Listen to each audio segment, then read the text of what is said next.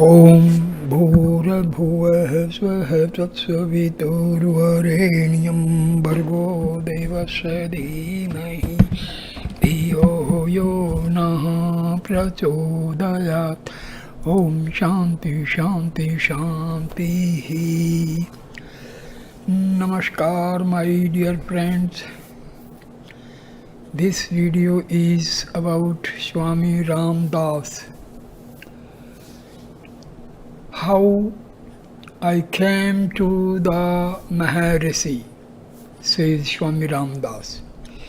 In his early autobiography, In Quest of God, published by Anandashram, Kanagad, Swami Ramdas describes how he attained the divine vision through the grace of Ramana Maharshi. Years later, he told this story to Dilip Kumar Roy, who reproduced it in his latest book, The Flute Calls Still. So, here goes the story. A devotee is asking, Papa, I said, would you mind telling us about your final realization, which they call Vishwarupa Darshan? He readily acquiesced and gave a long description of his burning aspiration and yearning which had led him to Arunachala hill, hallowed by the tapas of the peerless saint Bhagwan Ramana Maharshi. I can give here only the gist of his long narration. One day, the kind Sadhu Ram took Ramdas for the darshan of a famous saint of the place named Sri Ramana Maharshi. His ashram was at the foot of Arunachala. It was a thatched shed. Both the visitors entered the ashram and meeting the saint fell prostrate at his holy feet. It was really a blessed place where that great man lived.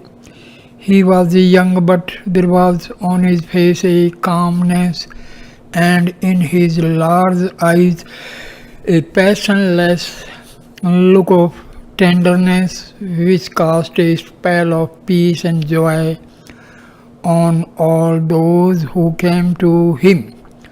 Ramdas was informed that the saint knew English, so he addressed him thus, Maharaj, here stands before thee a humble slave. Have pity on him. His only prayer to thee is to give him the blessing.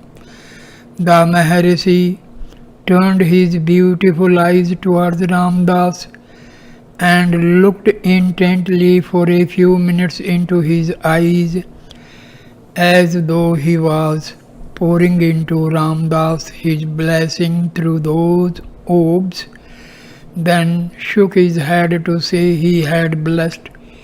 A thrill of inexpressible joy coursed through the frame of Ramdas, his whole body quivering like a leaf in the breeze. Now at the prompting of Ramdas desired to remain in solitude for some time. The Sadhu Ram was ever ready to fulfill his wishes. Losing no time, he took Ramdas up the mountain behind the great temple. Climbing high up, he showed him many caves. Of these, one small cave was selected for Ramdas, which he occupied next day. In this cave he lived for nearly a month in deep meditation of Ram. This was the first time he was taken by Ram into solitude for his bhajan. Now he felt most blissful sensations since he could hold undisturbed communion with Ram. He was actually rolling in a sea of indescribable happiness. To fix the mind on that fountain of bliss, Ram means to experience pure joy.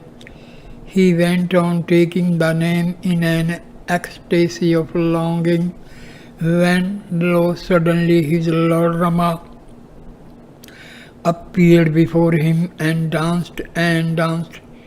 Did you see him and closed eyes or open? I interjected.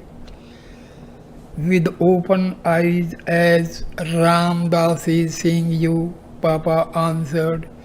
But it was not this momentary vision that Ramdas's heart craved, for he knew that a vision like this was unlikely to last, and so when the Lord would vanish, Ramdas would revert to his darkness.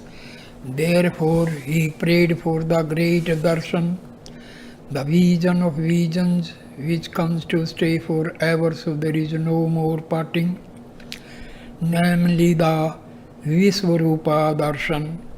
Longing to see Rama always in everything, that is nothing less would satisfy Ramdas. Papa paused and then resumed with a beautiful smile. And it came one morning, apocalyptically, when lo, the entire landscape changed. All was Rama, nothing but Rama. Wherever Ramdas looked, everything was ensouled by Rama. Vivid, marvelous, rapturous, and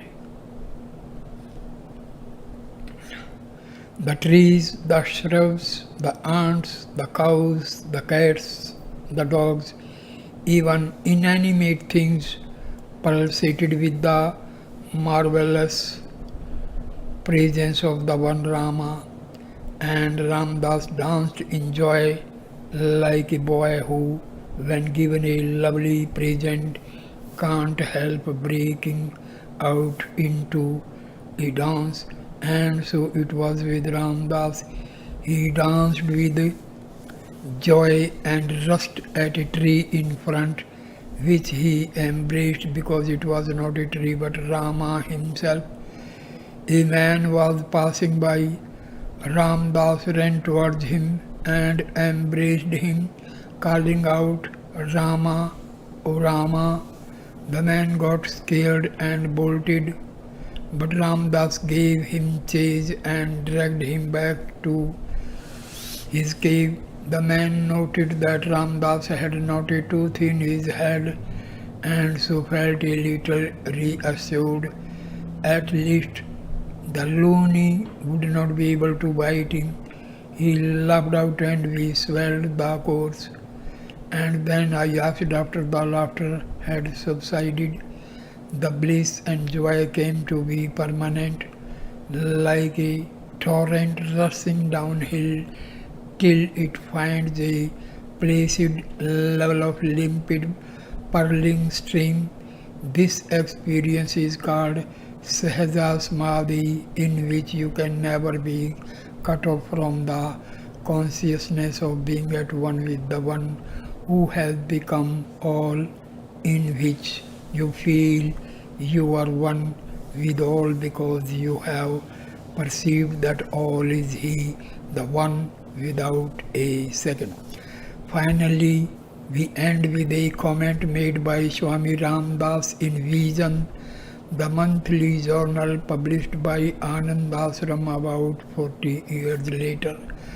Ramdas went to Ramana Maharshi in a state of complete obliviousness of the world. He felt thrills of ecstasy in his presence. The Maharshi made the awakening permanent in Ramdas. Some people told Ramdas, you went to Maharshi and you got illumination.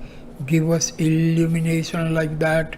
Ramdas said, you must come to Ramdas in the same spirit and in the same state as he went to Maharshi, then you will also get it. Where was his heart? How intense was his longing? What was the world to him at that time?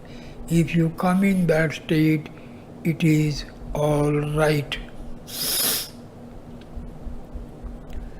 So, this was the meeting of Ramdas with Bhagwan Sri Ramana Maharshi. So, thank you, my dear friend, for watching this wonderful video. Please like, comment and share the video and subscribe the channel. Namaskar, my dear friends. Namaskar.